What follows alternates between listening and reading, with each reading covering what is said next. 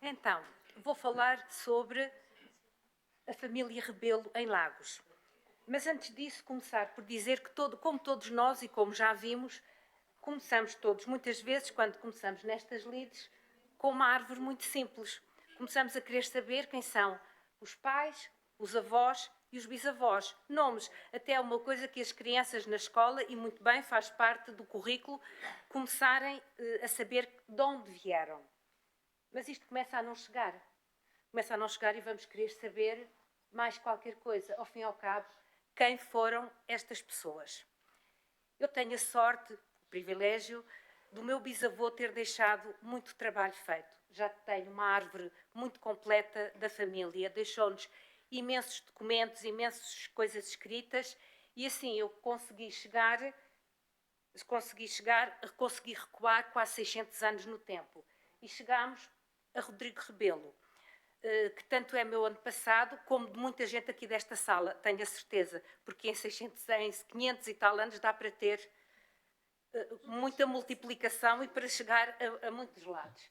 Então falar um bocadinho sobre Rodrigo Rebelo, que foi uma pessoa interessantíssima. A família dele era do norte, tinha casa num solar de Roriz, no norte de Portugal.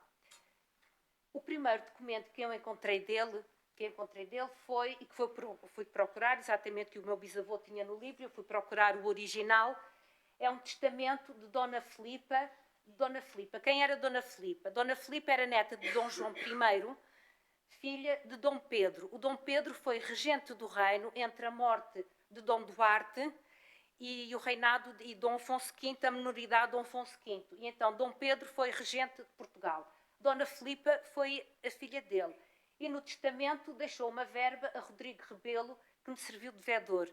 Vedor seria, eu penso, equivalente a um gestor financeiro.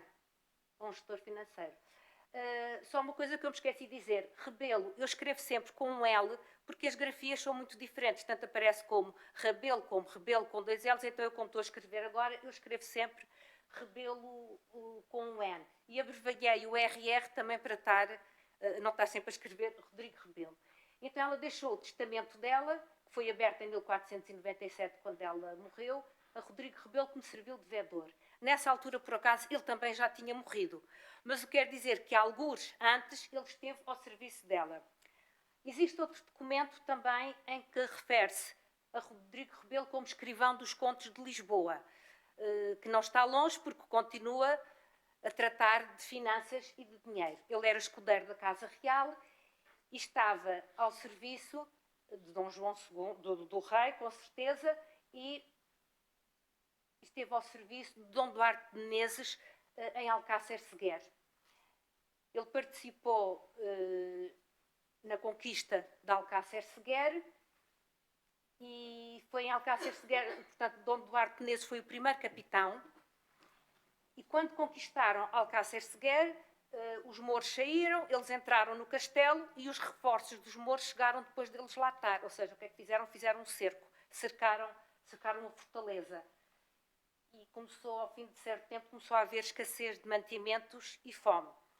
Dom Duarte de Menezes mandou, assim em desespero, matar os cavalos, pôr os cavalos de sal, para terem tento e terem atenção a só fazerem uma refeição por dia, e mandou um grupo a Ceuta buscar mantimentos. Quem fazia parte desse grupo, que tinham de passar as linhas inimigas, ir buscar mantimentos, foi Rodrigo Rebelo. Há outra referência também a ele, de Dom Henrique de Menezes. Dom Henrique de Menezes era filho do capitão Dom Duarte de Menezes, e conta o próprio Dom Henrique de Menezes que estava a perseguir uns mouros dentro d'água, isto era, como era sempre junto à praia, junto ao mar, e o cavalo caiu. E foi um escudeiro ao serviço do pai, de nome Rodrigo Rebelo, que lhe salvou a vida. Mas ele não fazia só aqui, ele também...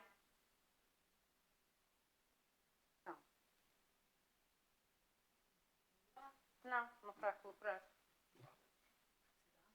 Nossa, não vou aqui ao meu rato. Deixa-me experimentar.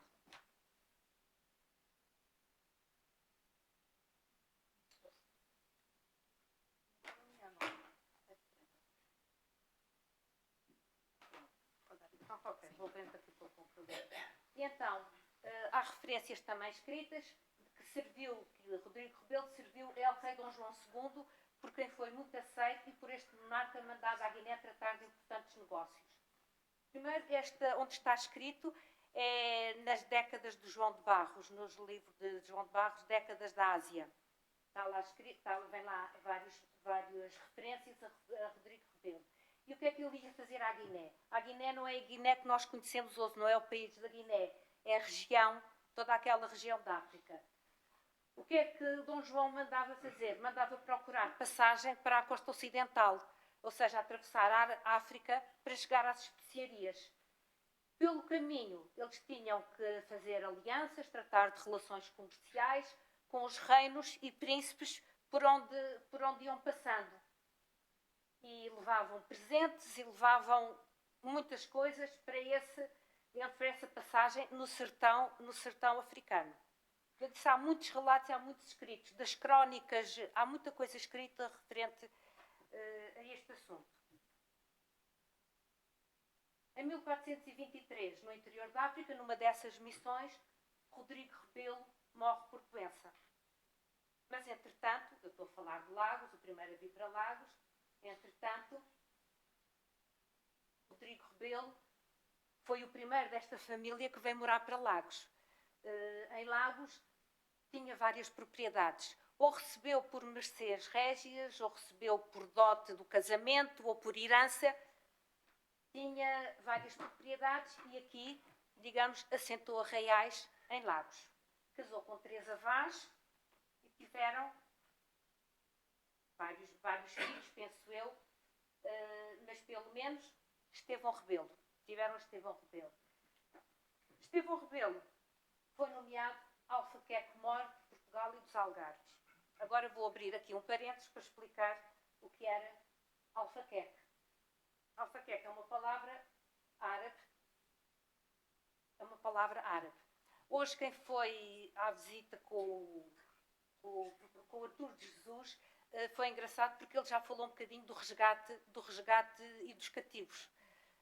Dos resgates. O que é que eram alfaqueques? Alfaqueques, portanto, eram emissários cujo o trabalho deles ou a finalidade deles era resgatar os cativos. Ora, para os resgatar tinham que ter um poder de negociação. No início, esse resgate era um ato de piedade, era um dever moral. Ir buscar almas cristãs que estavam na mão dos infiéis. Quando começou a ser mais intensivo, digamos, com a reconquista cristã, começou a ser necessário o resgate destes cativos. Eles, como é que conseguiam dinheiro? Pediam esmolas e donativos a troco de privilégios espirituais. Eram sempre especiais. Gomes de Sorara escreveu mesmo: podereis fazer maior serviço de Deus, ao menos, em tirar dos outros tantos cristãos do poder dos infiéis. Portanto, isto era um dever moral. E quem é que fazia mesmo este resgate? Eram os frades, os tridentinos, que estavam em Portugal desde mais ou menos o século XII, XIII, para fazer esse trabalho. Portanto, aqui está uma pintura que está no Convento de Cristo, em Tomar. Vê-se eles a pagarem, a negociarem diretamente o resgate com os árabes. Entretanto, as coisas mudaram todas. A vida no século XV mudou muito. Mudou com o quê? Com a conquista de Ceuta. Com as viagens, as idas ao norte da África foram cada vez mais intensas e mais gente e mais movimento. De tal maneira que o rei teve que nomeou um alfaqueque-mor para Ceuta, só para Ceuta, porque já não os dava conta do recado.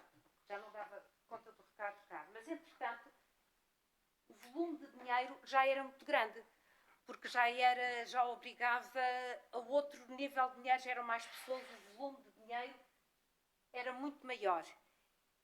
E então o rei criou o Tribunal da Redenção dos Cativos e retirou o poder aos frades. Eles reclamaram muito, refilaram muito, mas só recuperaram algum desse poder depois, mais tarde, no tempo de Dom Sebastião, depois de Dona Catarina também ter interferido. Mas até lá ficaram postos um bocadinho de parte. E então, com o Tribunal da Redenção dos Cativos, que era um negócio muito lucrativo, o rapto de pessoas era extremamente lucrativo, tanto pela mão de obra, o valor, o resgate, a troca, e no fim de tudo lá vinha a reconversão na fé. Já se falou, hoje o Artur de Jesus falou que vinham constantemente à costa levar pessoas. Eu sei que uma vez foram à Carrapateira e levaram a aldeia toda. Da Carrapateira também entraram na Raposeira e levaram famílias inteiras de pessoas que estavam na Raposeira. Portanto, não era bem à beira-mar. O valor de cada cativo dependia da posição social, da idade e do volume de prisioneiros. Acho que todos nos lembramos de ter estudado o Infante Santo. O Infante Santo que ficou cativo e nunca se chegou ao valor do resgate porque eles queriam Tanger em troca da vida de Dom Fernando. Como não se deu, pronto, Dom Fernando morreu no cativeiro.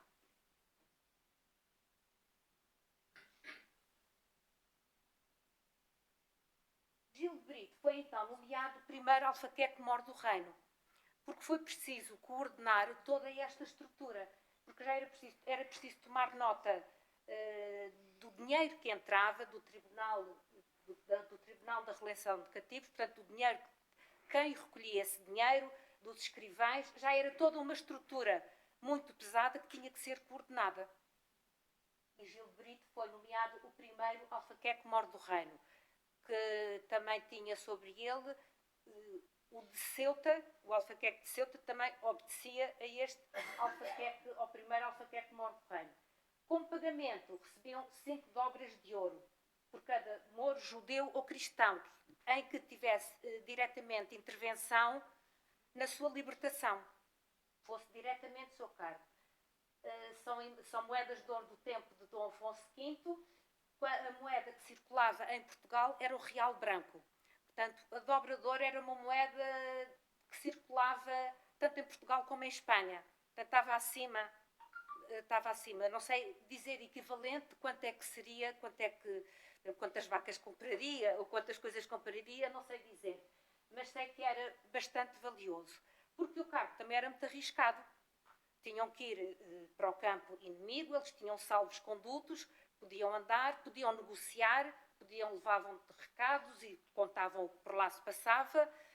Também era, digamos, era uma vida dura. Gil de Brito foi alfaqueque-mor do reino por mais de 20 anos. Ao fim de 20 e poucos anos, entregou o cargo ao rei e disse para escolher quem quisesse. E foi então que o rei escolheu Estevão Rebelo. E porquê? Porque disse mesmo, pelo muito serviço que dele tenho recebido e pela confiança que nele deposito.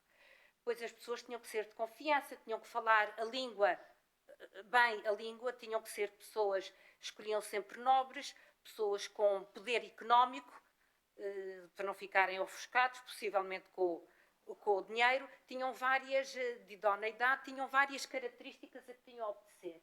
E Estevão Rebelo foi o segundo alfaqueque com as condições do primeiro.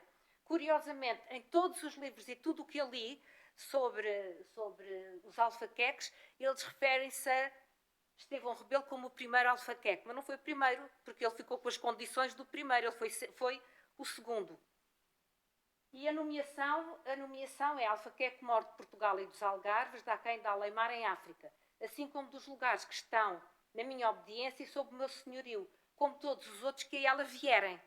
Isto é engraçado porque vê mesmo a ambição de Dom Afonso V. Está já a pensar no que vinha aí a seguir. E Estevão Rebelo foi assim o primeiro alfaqueque. A seguir veio Dom João II e Dom João II mudou um bocadinho as coisas. Dom João II, numa política de centralização do reino, cortou a parte de Aleimar e deixou a nomeão alfaqueque-mor do reino de Portugal e dos Algarves de Aqueimar. Mas isto foi um bocadinho para o papel, porque Estevão Rebelo era alfaqueque de Arzila e alfaqueque de Arzila continuou. A Arzila era a principal praça do norte da África e ele continuou a ser alfaqueque de Arzila. Em Lagos, Estevão Rebelo já era lacobrigense. Em Lagos eu quis mostrar aqui as raízes que ele foi criando. Em Lagos, o rei dá-lhe um pedaço de terra no Azambujal de São Pedro, onde se chama Castelo Ventoso, Termo de Lagos. Eu andei à procura nos mapas, eu não encontrei de todo este sítio, não faço ideia onde é que seja. E aquele da capela, ele instituiu uma capela, como era hábito das famílias com mais poder económico, comprava uma capela, instituiu uma capela de Santo António, na Igreja Matriz de Nossa Senhora da Graça. A Nossa Senhora da Graça foi a que desapareceu com o terremoto.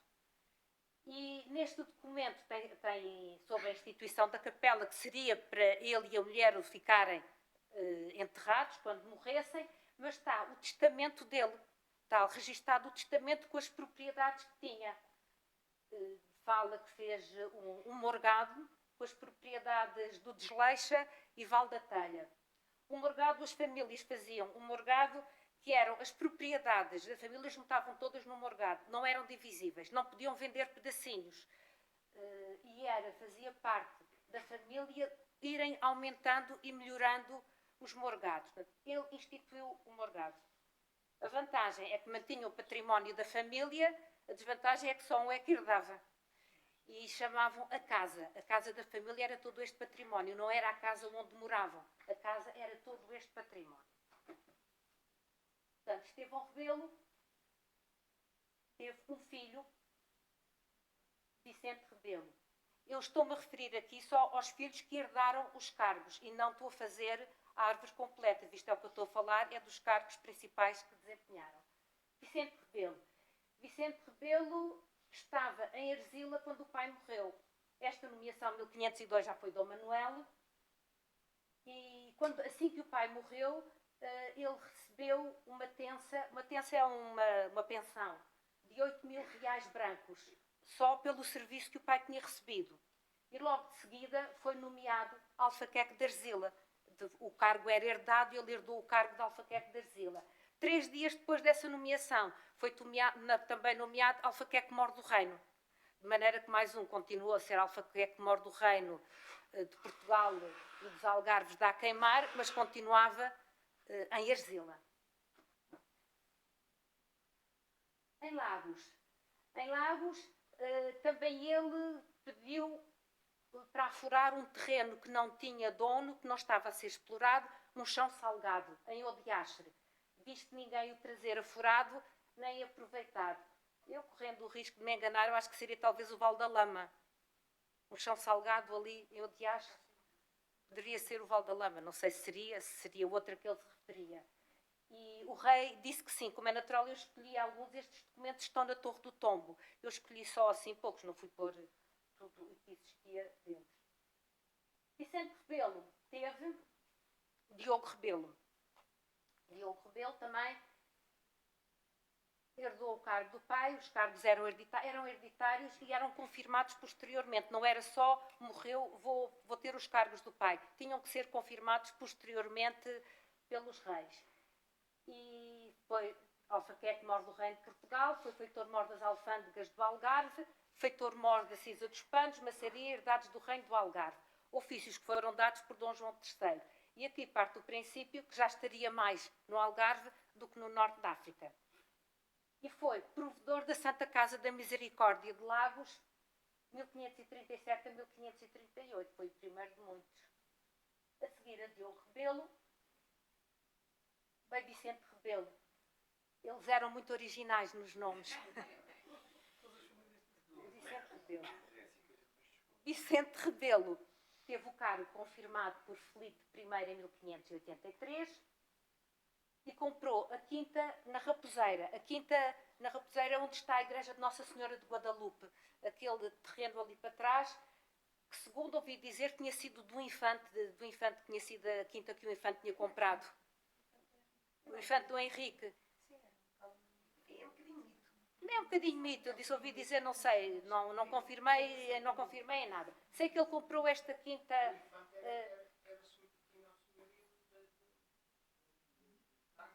Sim, tinha disso. Eles compraram esta quinta e compraram mais terrenos no Cabo de São Vicente e no Poulo de Lagos. E juntou os terrenos todos ao morgado instituído pelo bisavô. Portanto, aumentou o património da família. Fez também o testamento, também existe o testamento dele naquela coisa das capelas, no mapa das capelas, e também fez mais uma capela para ele e para a mulher, depois de mortos. Anexou tudo ao morgado do bisavô. E agora, aqui é muito engraçado, o que eu encontrei nos escritos antigos diz que casou à sua vontade com mulher de geração modesta. Os antepassados todos casaram com primas.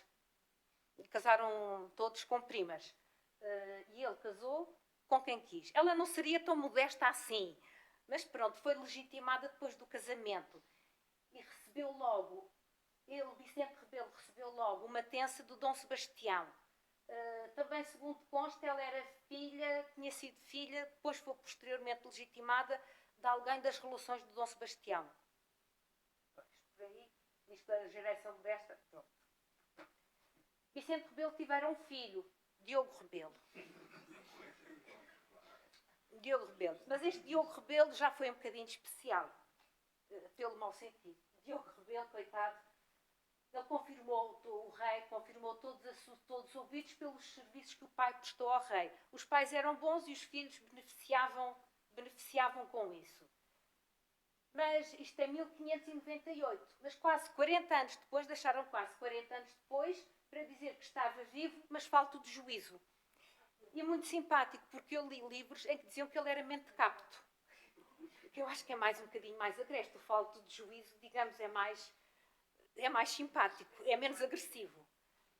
Entretanto, como ele realmente não estava capaz, um alvará de Madrid passou os cargos que ele desempenhava, os cargos a Heitor Alvarenga. E nessa carta de Madrid dizia que só voltaria a Diogo Rebelo se ele tornasse a seu juízo e se tivesse filhos varões. Então, se tivesse filhos, então voltaria para ele. Caso contrário, ficaria em Heitor Alvarenga. Foi o que aconteceu, ficou no Heitor Alvarenga e eu depois ainda vi que seguiu para um filho dele. Não sei por quantos mais anos houve alfaqueques. Porque, entretanto, como eu disse, os frades voltaram a tomar conta do assunto. Nós falamos dos cargos que foram para o Heitor Rebelo, mas o litígio das terras, da casa que eu disse que era todo o património da casa. Houve um litígio que foi entre vários candidatos, como é natural, todos os primos e descendentes, aquilo todos queriam, e quem ganhou em tribunal, quem teve a sentença a seu favor, foi Belchior da Costa Correia, que era bisneta, o segundo alfaqueque, o Vicente, teve uma filha, Dona Messia. E era dessa Dona Messia que ele era bisneto e foi ele que herdou, portanto, a casa da família Rebelo. Ele foi governador do Algarve em 1680 e também foi provedor da Santa Casa da Misericórdia. A casa seguiu, por um Rebelo já mais afastado, mas seguiu. E aqui acabou as 5 gerações de alfaqueques. Mas voltando um bocadinho agora, seguindo atrás, Estevão Rebelo teve o Vicente Rebelo e teve mais filhos. Um deles teve a tal Dona Messia e teve Rodrigo Rebelo. O Rodrigo Rebelo não tinha direito a nada, porque o património da casa estava do outro lado. O que é que lhes restava? Casarem bem. E casou com uma prima.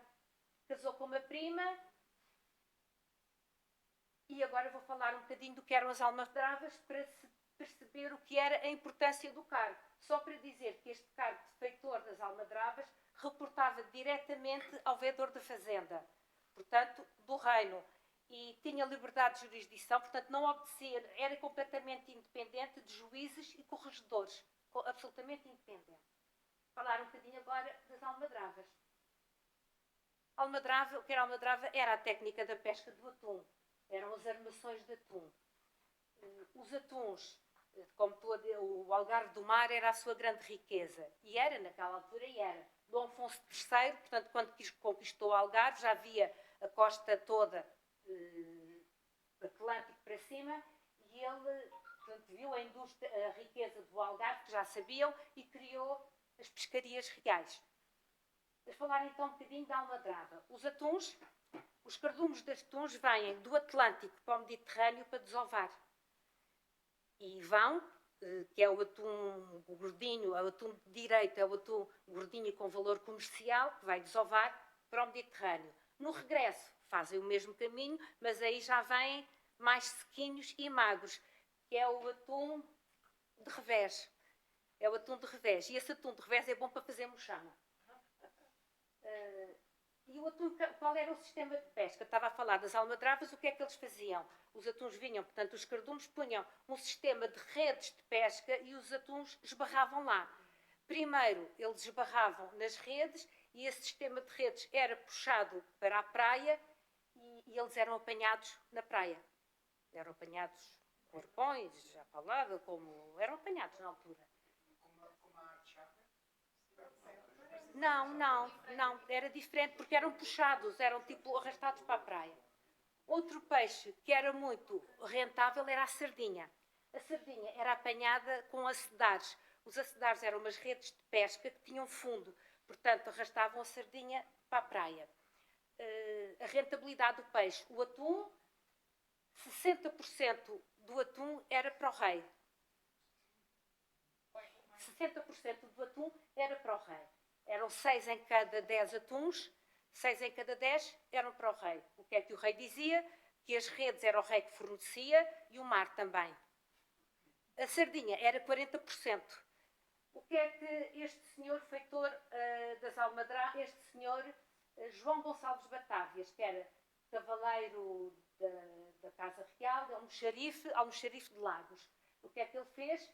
Ele adaptou os acedares da sardinha para o atum. Ou seja, já havia...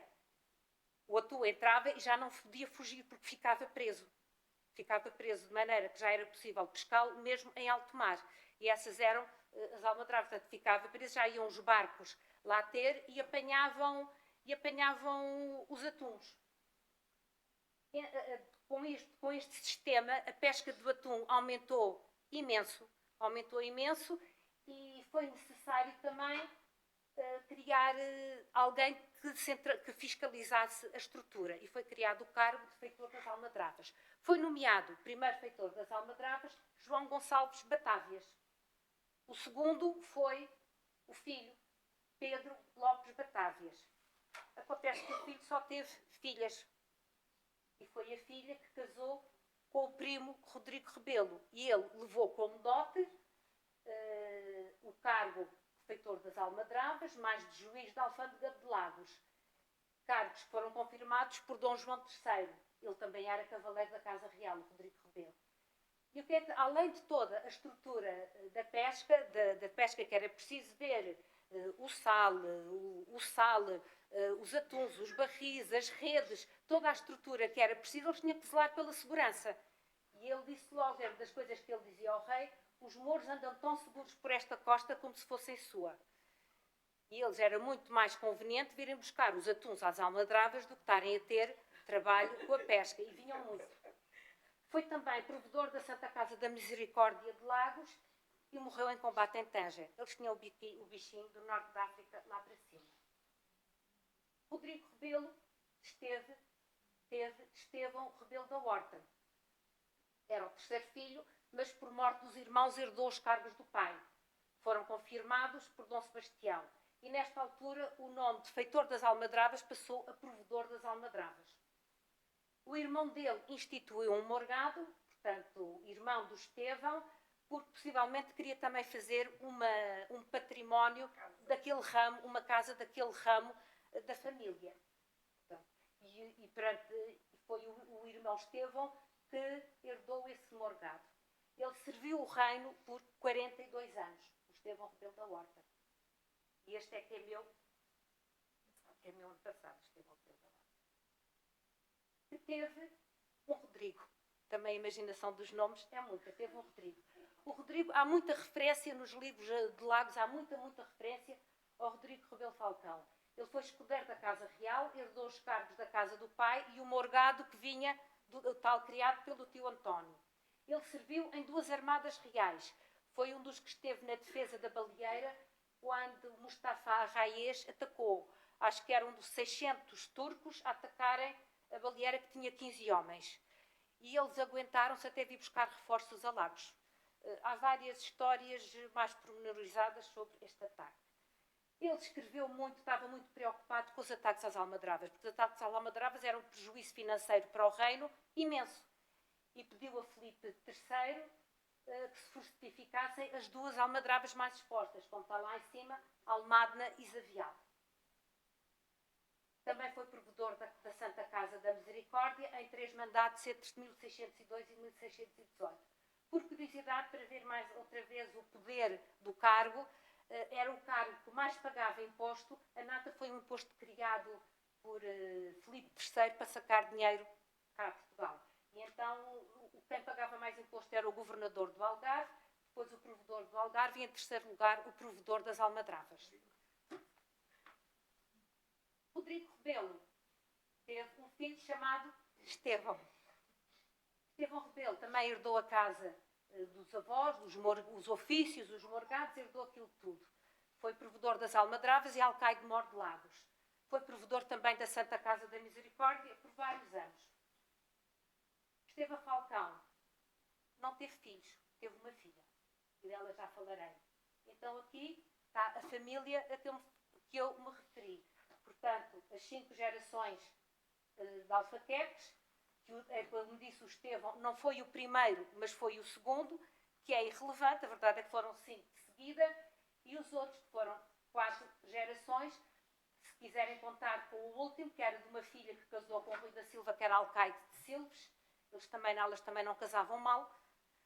Alcaide de Silves, que foi provedor das almadravas. Não tiveram filhos, de maneira que o cargo de provedor das almadravas depois seguiu por outros lados.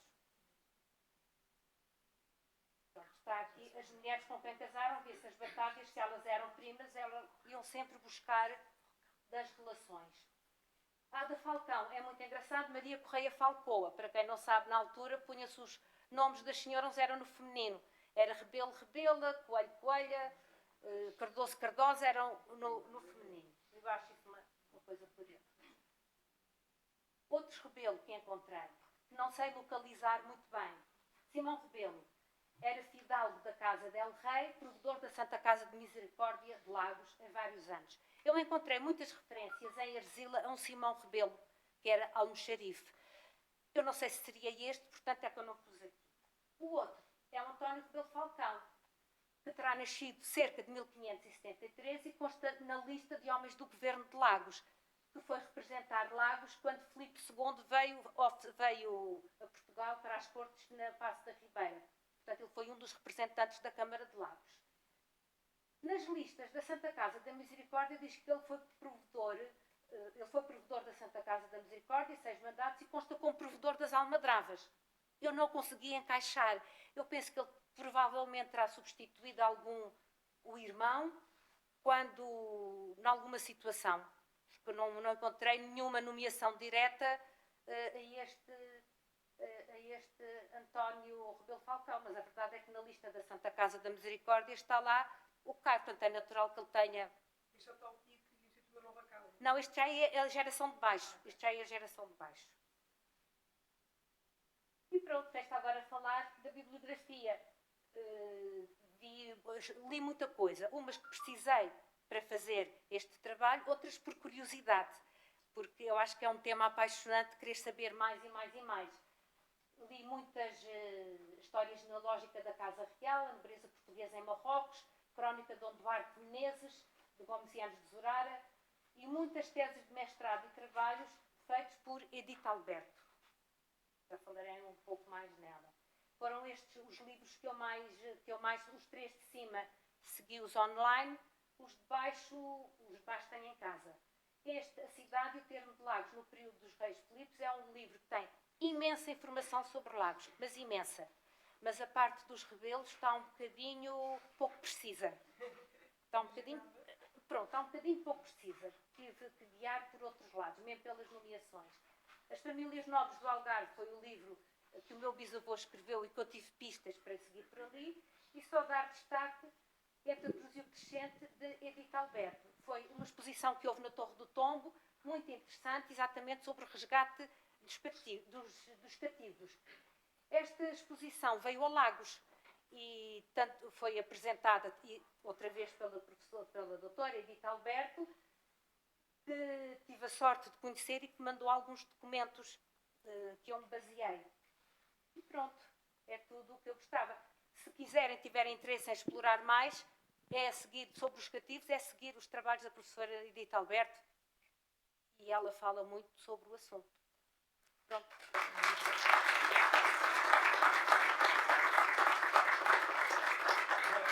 Bem, então, algum comentário, algum...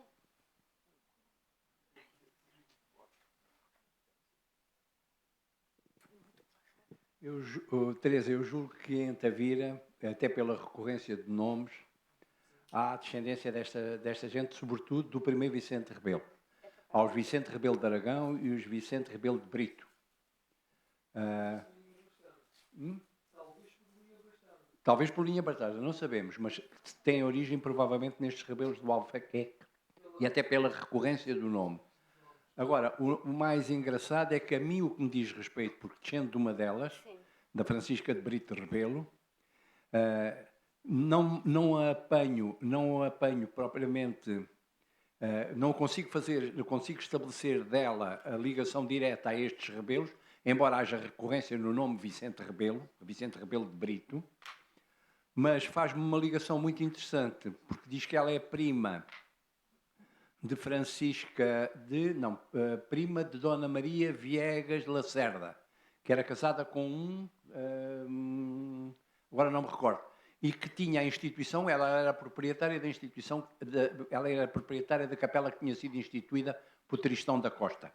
Tristão da Costa, irmão de Vasco Anos Corte Real, Vasco Anos da Costa, Vasco Anos Corte Real, uma coisa assim parecida. Portanto, esse ramo da família a gente sabe. Agora, se anteriormente já houve uma ligação entre essas duas famílias, era interessante a gente explorar. Contudo, a recorrência no nome Vicente Rebelo de Aragão, Vicente Rebelo de Brito, Vicente Rebelo de Aragão, Vicente Rebelo de Brito, é constante ao longo de todo o século XVI e XVII. Eu só falei, alguns não falei dos irmãos. Exato. Exato. Era impossível. Então era pela impossível, recorrência do nome, eu aponto que poderá ser ou direto filho ou uma bastardia do primeiro Vicente Rebelo de Aragão, do primeiro Vicente Rebelo.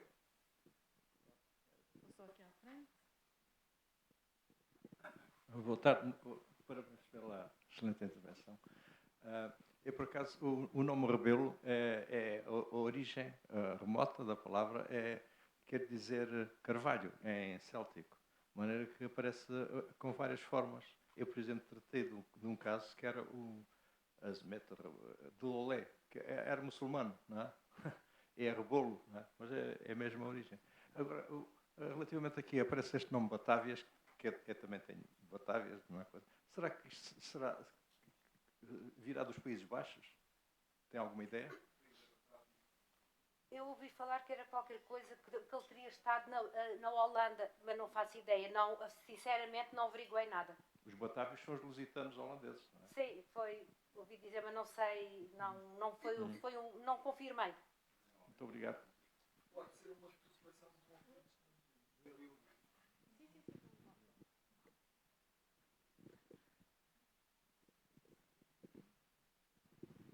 Em primeiro lugar, os meus parabéns, gostei imenso da comunicação. Hoje tivemos a oportunidade de fazer uma visita lá ao museu, que eu não conhecia, e é um museu, deve ser dos melhores do Algarve. E nesse museu, no museu aqui de Lagos, tem lá um exemplar heráldico, uma pedra de armas dos rebelos.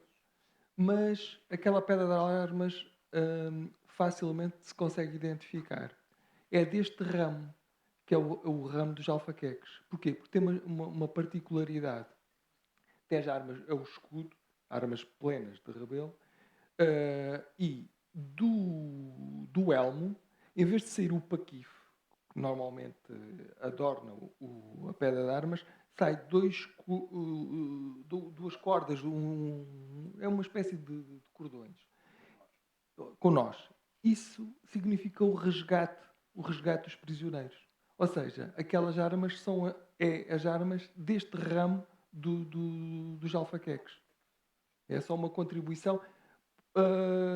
Já agora, as armas estão descritas, mas não estão identificadas. Convém alguém dizer que aquilo é as armas dos rebelo E, já agora, especificar, porque é deste ramo de certeza. E, muito provavelmente, é da tal capela, da capela do Vínculo, Santo António, de Santo António, da que foi Igreja de Nossa destruída. Senhora É da muito Graça. provavelmente, aquele fragmento é provável que tenha vindo dessa capela.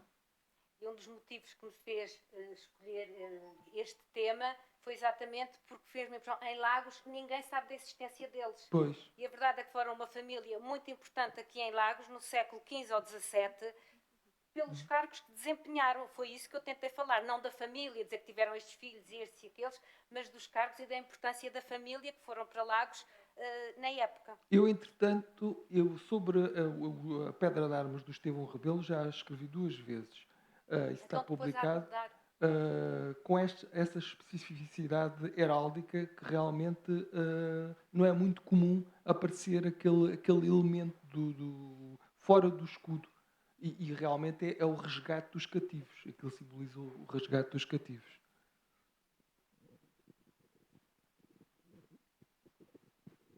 Mais algum comentário? Alguém queira... Aqui. Ora, muito boa tarde. Também queria agradecer a apresentação sobre o Estevão, somente sobre o Estevão Rebelo, o último. O que é que aconteceu realmente depois daquele casamento com o Alcaide Silves? O cargo provedor da Almadrabas desaparece? Não sei. Não investiguei como é que seguiu. Sei que eles não tiveram filhos. Pelo menos eu li que não tiveram filhos. Pois. Portanto, não investiguei mais, era porque eu estava a interessante- falar dos Rebelo. E se não Era tiveram interessante saber, sabendo que o Marquês de Pombal liberalizou a pesca de atum, esse cargo já devia ter desaparecido antes, não sei. Ele deixou de ser um privilégio real.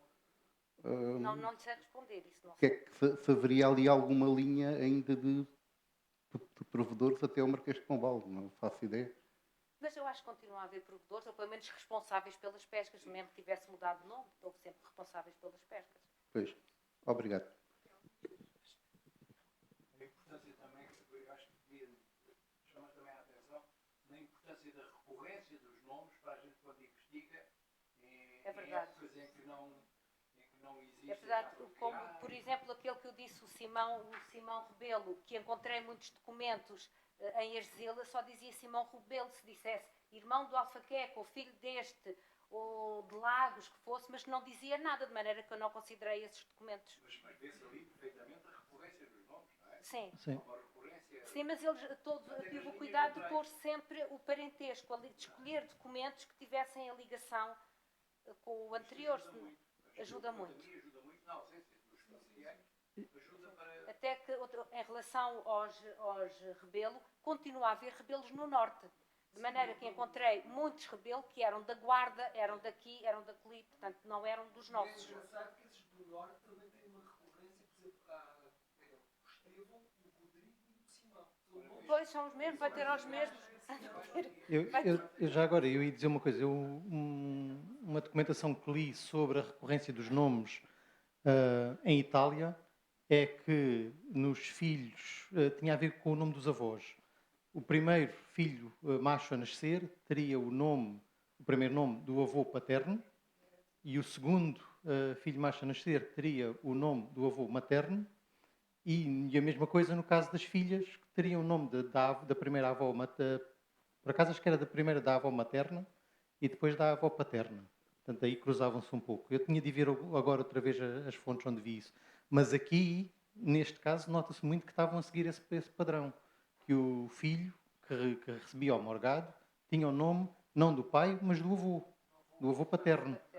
E muito provavelmente, se for ver aí nesse caso, parece que eles estão a seguir esta norma que em Itália, pelos vistos, era quase rígida, que aqui nós não adotamos isso, porque a experiência que temos, não é? Diz que isso não era uma norma rígida, mas neste caso eles pareciam estar a seguir essa norma. E se calhar seria de ver se nos irmãos eles usavam o nome dos avós uma paternos. observação que eu queria fazer, maternos. principalmente para quem está a iniciar e ainda não tem muita experiência nisto, às vezes aparece um nome que não tem nada a ver. Eu, no meio dos Rebelo Falcão, tenho um dia Jacques, que era o irmão mais velho. Teria o nome do avô. Esse morreu e passou para o terceiro, passou a casa, passou todos os cargos para o outro irmão. Porque às vezes aparece um nome que nós dizemos, este não pertence. Pertence sim, só que foi buscar um nome a um avô. Há uma linha feminina, sim. Esse é o caso. É Mas, isso. por exemplo, a prevalência de certos determinados nomes, especialmente nomes utilizados dinasticamente, isso tem muito a ver, aponta para o estado vivo. O instituidor normalmente do fim, e é uma das cláusulas, enquanto o mundo durar, quero que o primogênito tenha determinado nome ou use as minhas armas, isso às vezes pode ser uma cláusula do Que é o que costuma vir nestes testamentos que eu mostrei das capelas. Pode ser uma cláusula do próprio É. instituidor do vinho. Pronomes para o homem, para a Sim. mulher. E a utilização É definido assim. Ficamos por aqui ao nível de perguntas. Deixem para. Eu só queria dizer uma coisinha. O primeiro rebelo. Sim. O primeiro rebelo vem de Viseu. Veio lá de cima do norte, sim. Eu sou de Viseu. E tenho primos rebelos. Segundo eu sei, diziam que a família tinha um solar em Roriz. é a casa, o solar mais antigo deles Em Roriz, sim. pois já os Portanto, o que nós depreendemos é que ele não era o filho mais velho, porque se fosse mais velho tinha ficado lá por cima, ele foi fazer pela vida. Não é? Foi um aventureiro, foi um aventureiro. Pronto. Está tudo Obrigada, dado. Teresa.